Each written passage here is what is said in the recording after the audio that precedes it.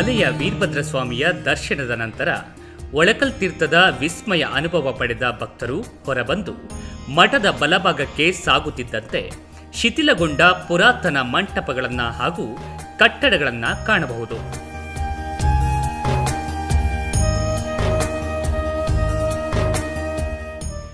ಪ್ರವಾಸಿಗರನ್ನು ಆಕರ್ಷಿಸುವ ಈ ಮಂಟಪದ ಗಜಗಾತ್ರದ ಕಲ್ಲಿನ ಕಂಬಗಳು ಹಾಗೂ 2 ಅಂತಸ್ತಿನ ಮಂಟಪದ 60 ಅಡಿ ಎತ್ತರದ ಕಲ್ಲಿನ ಹಾಸು ಚಾವಡಿಯು ಆಧುನಿಕ ತಂತ್ರಜ್ಞಾನವನ್ನು ಬೆರಗುಗೊಳಿಸುತ್ತದೆ.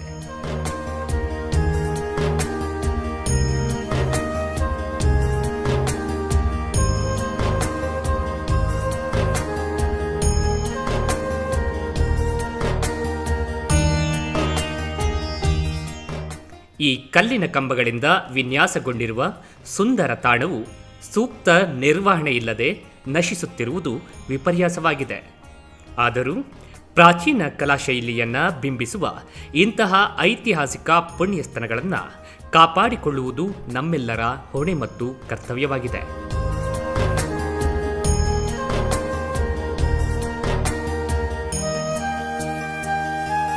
ಈ ಪಾಳು ಬಿದ್ದ ಮಂಟಪದ ದ್ವಾರದಿಂದ ಮುಂದೆ ಸಾಗಿದರೆ ಪ್ರಕೃತಿಯ ನೈಜತೆಯನ್ನು ಮತ್ತಷ್ಟು ಚಕಿತಗೊಳಿಸುವ ಹಾಗೂ ನೋಡುಗರ ಕಣ್ಣಿಗೆ ಮನಸೂರೆಗೊಳಿಸುವಂತೆ ಮನಮೋಹಕವಾಗಿ ಆಕರ್ಷಿಸುವ ನಾಗಲಿಂಗ ಪುಷ್ಪದ ವೃಕ್ಷವಿದೆ.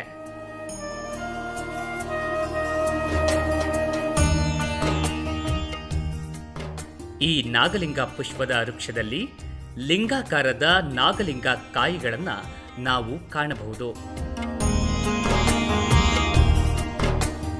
ಭಕ್ತರು ಭಕ್ತಿಯಿಂದ ತಮ್ಮ ಕಷ್ಟ ಕಾರ್ಪಣ್ಯಗಳನ್ನು ಬಗೆಹರಿಸುವಂತೆ ಬೇಡಿಕೊಂಡು ಈ ವೃಕ್ಷಕ್ಕೆ ಹರಕೆ ಕಟ್ಟುವುದರಿಂದ ಶೀಘ್ರ ಶುಭ ಫಲ ಪಡೆಯುವುದೆಂಬುದು ಇಲ್ಲಿನ ಬಲವಾದ ನಂಬಿಕೆ.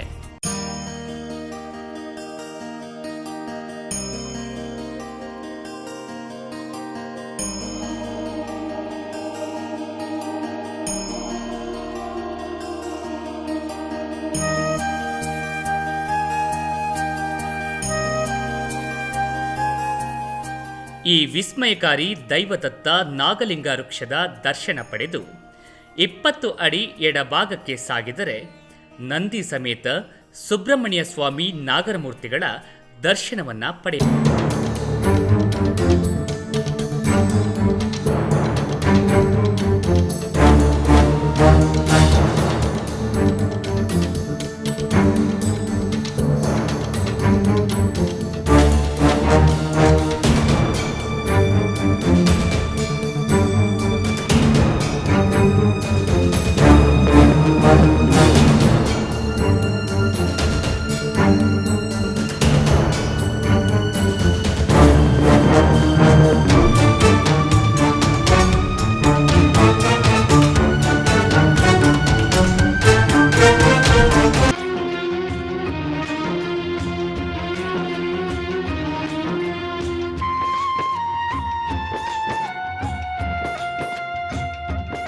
ಗಂಗಮ್ಮ ದೇವಿಯ ಗುಡಿಯ ಪಕ್ಕದಲ್ಲೇ ಕುಂಭಾವತಿ ತೀರ್ಥ ಉದ್ಭವ ಸ್ಥಾನವನ್ನು ನೋಡಬಹುದು.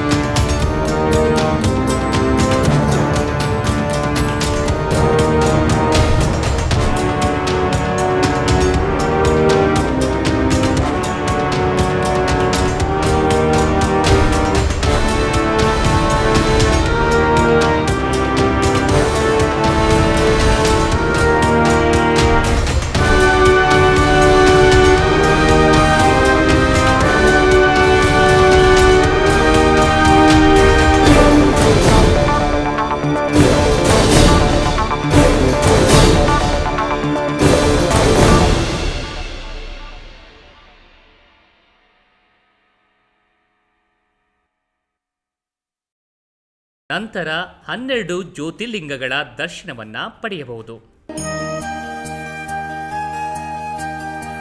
ಕೃಷ್ಣೇಶ್ವರ, ವೈದ್ಯನಾಥೇಶ್ವರ, ಓಂಕಾರೇಶ್ವರ, ರಾಮೇಶ್ವರ, ನಾಗನಾಥೇಶ್ವರ, ಸೋಮನಾಥೇಶ್ವರ, ಮಹಾಕಾಲೇಶ್ವರ, ಭೀಮಾಶಂಕರ, ಕಾಶಿ ವಿಶ್ವೇಶ್ವರ, ತ್ರಯಂಬಕೇಶ್ವರ, ಕೇದಾರೇಶ್ವರ, ಮಲ್ಲಿಕಾರ್ಜುನ ಹೀಗೆ 12 ಜ್ಯೋತಿರ್ಲಿಂಗಗಳ ದರ್ಶನವನ್ನು ಈ ಶಿವಪಾರ್ವತಿ ದ್ವಾದಶ ಜ್ಯೋತಿರ್ಲಿಂಗಗಳ ಸನ್ನಿಧಿಯಲ್ಲಿ ಪಡೆಯಬಹುದು. ಕೈಲಾಸ ಬಾಗಿಲು ಅಂತ ಈ ಸ್ಥಳ. ಬೆಟ್ಟ ಹತ್ತಿ ಕೆಳಗಡೆ ಹೇಳಿದ್ರೆ ಕೈಲಾಸಕ್ಕೆ ಹೋಗಿ ಬಂದಂಗೆ. ಇಲ್ಲಿ ಶಿವ ಪಾರ್ವತಿ ಇಬ್ಬರು ಮಕ್ಕಳಿಗೆ ಚಿಕ್ಕ ಮಕ್ಕಳಿಗೆ ಪ್ರತ್ಯಕ್ಷವಾಗಿ ದರ್ಶನ ಕೊಟ್ಟಂಥ ಸ್ಥಳ ಇದು. ಅದಕ್ಕೋಸ್ಕರ ಇಲ್ಲಿ 12 ದ್ವಾದಶ ಜ್ಯೋತಿರ್ಲಿಂಗ ಪ್ರತಿಷ್ಠಾಪನೆ ಮಾಡಿದ್ದಾರೆ.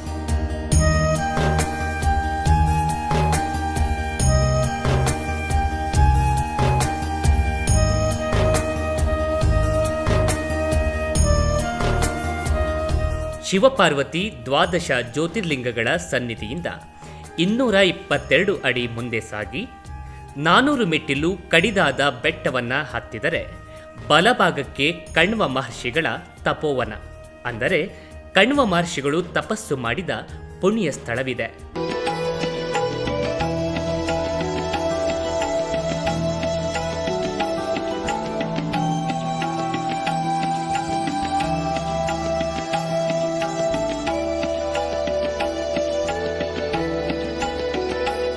ಇದನ್ನೇ ಕಣ್ವ ತೀರ್ಥ ಎಂದು ಕರೆಯುತ್ತಾರೆ.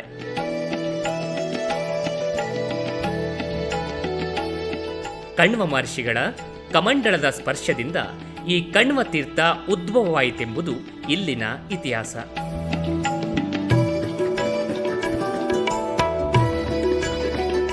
ಈ ಕಣ್ವ ತೀರ್ಥದ ಎದುರಿಗೆ ಪುರಾತನ ಕಾಲದ ಕುಬೇರ ಮಂಟಪವೂ ಇದೆ.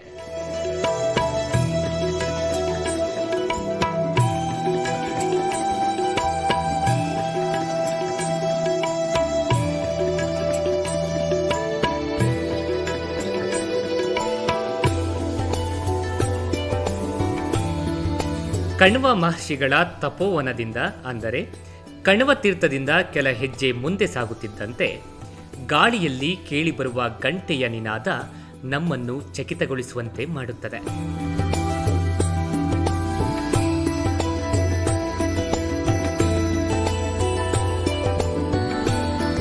ತಲೆ ಎತ್ತಿ ನೋಡಿದರೆ ಬೆಟ್ಟದ ತುದಿಯ ಹೆಬ್ಬಂಡೆಯ ಕೆಳಭಾಗದ ಸೂಜಿ ಮನೆಯಂತಿರುವ ತುದಿಯಲ್ಲಿ ಕಟ್ಟಿದ ಗಂಟೆಗಳು ನೋಡುಗರನ್ನ ನಿಬ್ಬೆರಗುಗೊಳಿಸುತ್ತದೆ.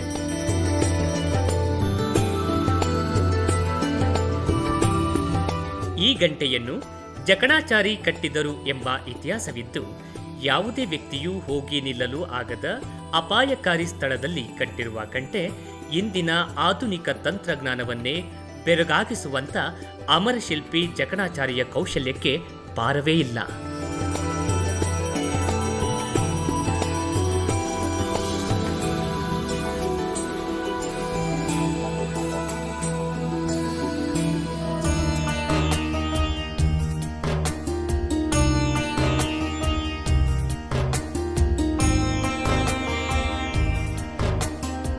ಜಕಣಾಚಾರಿ ಕಟ್ಟಿರುವ ಗಂಟೆಯ ವಿಸ್ಮಯ ಇತಿಹಾಸವನ್ನ ಕಣ್ತುಂಬಿಕೊಂಡು ಮುಂದೆ ಸಾಗಿ ಕಡಿದಾದ ಹಾಗೂ ತಿರುವುಗಳಿರುವ 400 ಮೆಟ್ಟಿಲುಗಳನ್ನು ಹತ್ತಿ ಎಡಭಾಗಕ್ಕೆ ನಡೆದು ಸಾಗಿದರೆ 61 ಅಡಿ ಬಂಡೆಯ ಮೇಲೆ ದಕ್ಷಿಣ ಕಾಶಿ ಶಿವಗಂಗೆಯ ಸ್ವರ್ಗದ ತಪ್ಪಲಿನ ಕಿರೀಟದಂತೆ ಕಾಣುವ ಸುತ್ತುವ ಬಸವಣ್ಣನ ದರ್ಶನವಾಗುತ್ತದೆ.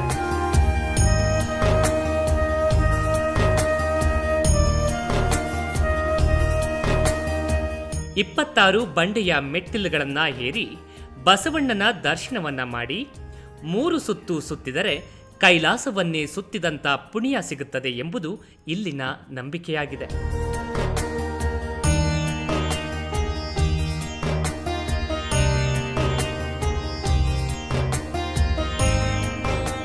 ಹಾಗಾಗಿ ಬಸವಣ್ಣನ ಪ್ರದರ್ಶನೆಗಾಗಿ ಅನುಕೂಲವಾಗುವಂತೆ ಕಬ್ಬಿಣದ ಚೌಕಟ್ಟನ್ನ ಹಾಕಲಾಗಿದೆ.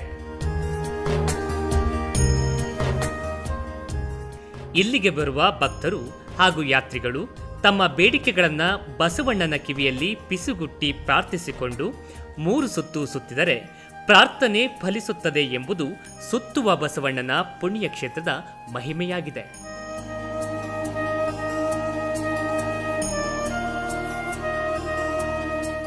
ಮುಂದಿನ ಸಂಚಿಕೆಯಲ್ಲಿ ಈ ಕಂಬವನ್ನ ತೀರ್ಥಗಂಬ ಅಂತ ಕೂಡ ಕರಿತೇವೆ. ತೀರ್ಥ ಉದುಬವಾಗುತ್ತೆ. ಇದು ಶಿವಗಂಗೆಯ ದಕ್ಷಿಣ ಭಾಗದಲ್ಲಿರುವಂತಹ ಮುದಗಲ್ ತೀರ್ಥ.